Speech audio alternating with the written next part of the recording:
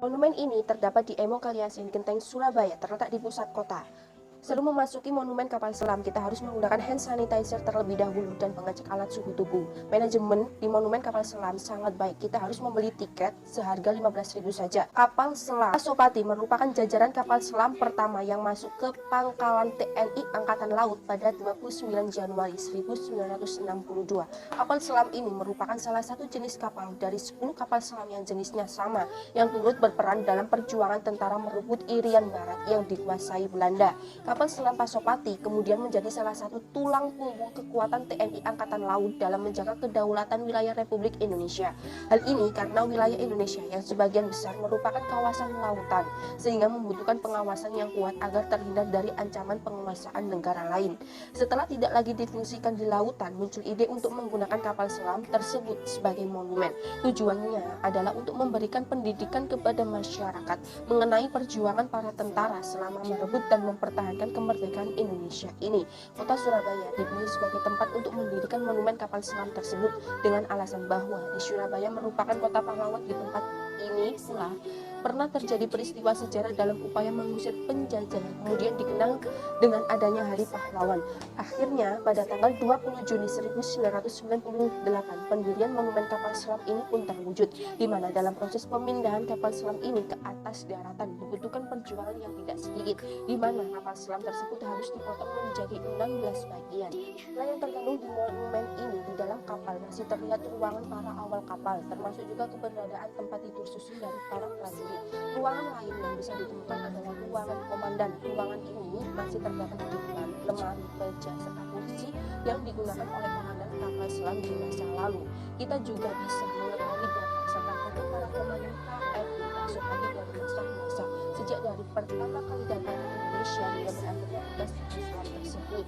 Di akhir perjalanan menyusuri monumen kapal selam ini akan menyaksikan perjuangan pahlawan dan terdapat dibutuhkan biji nama. Potensi yang harus dipertimbangkan dalam monumen kapal selam adalah meningkatkan standarisasi kualitas pelayanan dengan cara sedapat mungkin melayani pengunjung dengan sopan, ramah, dan sabar, yang dilakukan saat pengunjung mulai masuk di pintu gerbang, membeli tiket, memberi informasi sampai mereka pulang. Semua itu dapat dicapai dengan menempatkan petugas lapangan yang terdidik dan terampil serta betul-betul menguasai kondisi kapal.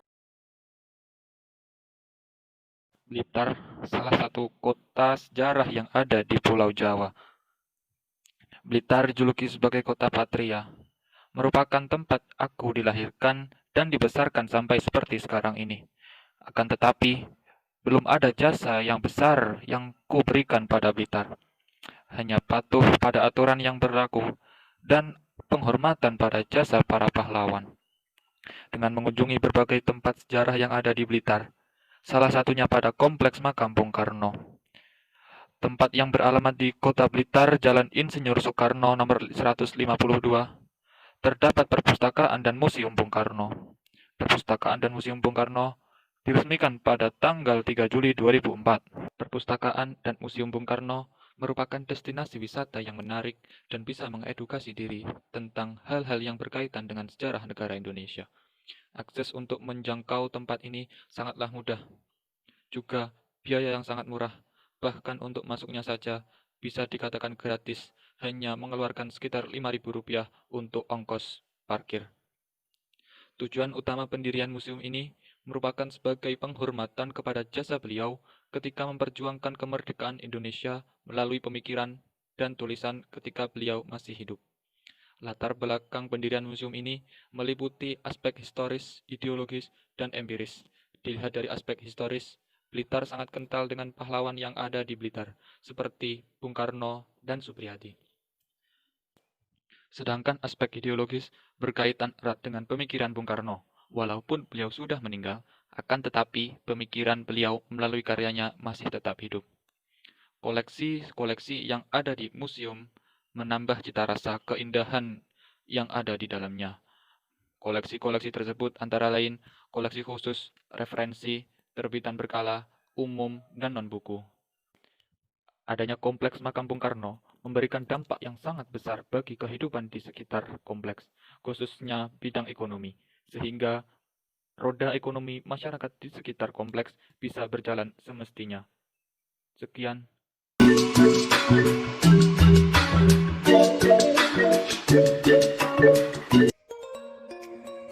Monumen Dr. Sutomo. Monumen Dr. Sutomo yang terletak di Desa Ngepeh, Kecamatan Lojeret, sekitar 10 km dari pusat Kabupaten Nganjuk. Di tempat ini, Dr. Sutomo dipatungkan dalam posisi duduk di kursi. Tangan kanannya diletakkan di atas buku yang terbuka, yang menggambarkan bahwa beliau adalah seorang cendekiawan yang sedang menekuni dan memperdalam ilmu pengetahuan. Patung ini sendiri merupakan patung ketiga di Jawa Timur yang diresmikan oleh Menteri Penerangan Republik Indonesia, yaitu Bapak Haji Harmoko pada tanggal 6 Mei 1986. Monumen Dr. Sutomo berdiri di atas tanah seluas 3 hingga 4 hektar. Bangunan yang terdapat pada komplek ini diantaranya pertama yaitu patung Dr. Sutomo yang menghadap ke selatan dengan posisi duduk.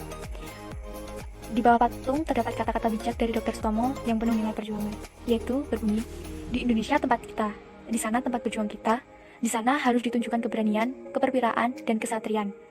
Kita, terutama sekali kecintaan kita pada nusa dan bangsa. Marilah kita bekerja di sana, di tanah tumpah darah kita." Yang kedua yaitu pendopo. Terus yang ketiga yaitu museum benda peninggalan Dr. Sutomo yang dirintis oleh Profesor Dr. Muhammad Ilyas, Kepala UDP Penyakit Kulit dan Kelamin RSUD Dr. Sutomo Surabaya. Dari pintu selatan, nampak buku Dr. Sutomo berukuran besar terletak di atas daftar. Pada museum ini terdapat perawatan praktik kedokteran penyakit kulit dan penyakit kelamin. Di antaranya yaitu irrigator, yaitu alat untuk membilas saluran kemih penderita infeksi. Yang kedua, alat pengobatan listrik untuk menyembuhkan penyakit kulit. Yang ketiga, meja untuk pemeriksaan pasien. Yang keempat, peralatan medis. Yang kelima, meja kursi untuk menerima pasien. Yang keenam, almari. Monumen Kresek merupakan sejarah kelam bangsa Indonesia yang letaknya berada di Desa Kresek, Kecamatan Ungu, Kabupaten Madiun. Pada tahun 1948, tempat ini merupakan tempat eksekusi sejumlah tokoh masyarakat, ulama, polisi, dan juga tentara. Dulunya tempat ini merupakan perkampungan, tetapi kemudian warga di lokasi tersebut dipindahkan dan dibangunlah monumen ini. Pembangunannya dimulai pada tahun 1987 dan selesai pada tahun 1991. Di sini ada beberapa patung dan juga relief yang menggambarkan kekejaman dari PKI. Dulu Partai Komunis Indonesia atau yang dikenal dengan PKI yang dipimpin oleh Musa Manowar masuk ke desa ini dengan membawa banyak tawanan. Kemudian tawanan tersebut dieksekusi di rumah-rumah warga dan setelah dieksekusi jenazahnya dibiarkan tergeletak begitu saja di dalam dan di luar rumah warga. Setelah melakukan eksekusi, para pasukan PKI lari ke arah timur ke wilayah Ponorogo. Di sini terdapat patung 5 anak untuk mengingatkan agar generasi masa depan tidak melupakan sejarah dan tidak terjadi peristiwa seperti itu lagi. Selain dari patung 5 anak tersebut, terdapat juga patung lain yang menggambarkan kekejaman dari PKI. Patung tersebut yaitu patung dari pimpinan PKI, Musa Manowar, yang sedang memegang golok untuk memenggal kepala tokoh agama. Tokoh agama tersebut terlihat duduk bersimpuh dan tangannya terikat di belakang.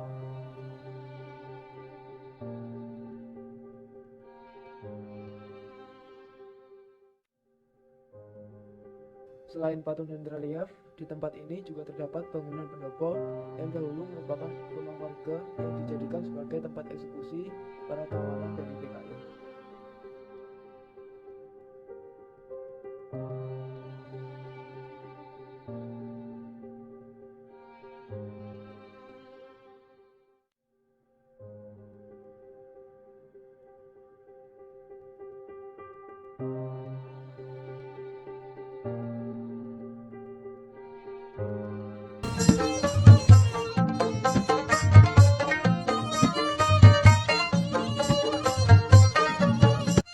Museum Lampu Mangkurat adalah museum yang terletak di kota Banjarbaru, Kalimantan Selatan. Nama museum ini berasal dari nama tokoh Hikayat Banjar. Bangunan utamanya didirikan oleh pemerintah Hindia Belanda di Banjarmasin pada tahun 1907 dan telah beberapa kali berganti nama. Museum ini diperbaiki dan diresmikan ulang oleh Menteri Pendidikan dan Kebudayaan Indonesia yang bernama Daud Yusuf pada 10 Januari 1979 dengan nama Museum Lampu Mangkurat. Luas bangunannya adalah 2 km persegi dengan lahan seluas 15 km persegi. Bentuk museum menyerupai rumah hubungan tinggi. Koleksi utamanya adalah barang pribadi milik Amir Hasan Kiai Bondan. Museum Lampu Mangkurat memiliki bentuk atap lonjong memanjang khas rumah adat suku Banjar. Sebagian besar bagian bangunan berwarna kuning. Koleksi di dalam museum berupa perlengkapan kehidupan masyarakat yang berkaitan dengan adat istiadat dan budaya suku Banjar. Bagian dalam museum berisi koleksi dari Hindu, yaitu patung dewa dan patung binatang. Koleksi utamanya adalah barang pribadi milik Amir Hasan Kiai Bondan. Selain itu, terdapat koleksi dari masa Kesultanan Banjar, yaitu Museum Emas, Perisai, Payung Gembang, dan Mahkota